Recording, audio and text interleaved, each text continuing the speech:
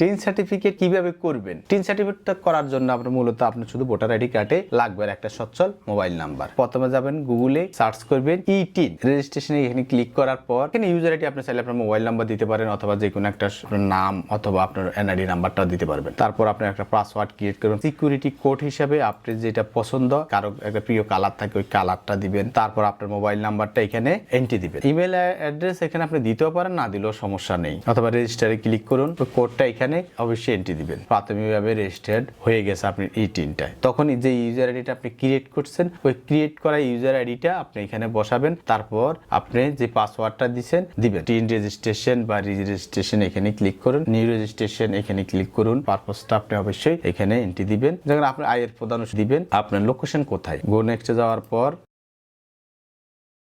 Tin certificate কিভাবে করবেন? Tin সার্টিফিকেটটা করার জন্য আপনার মূলত আপনার শুধু ভোটার আইডি কার্ডে লাগবে একটা সচ্ছল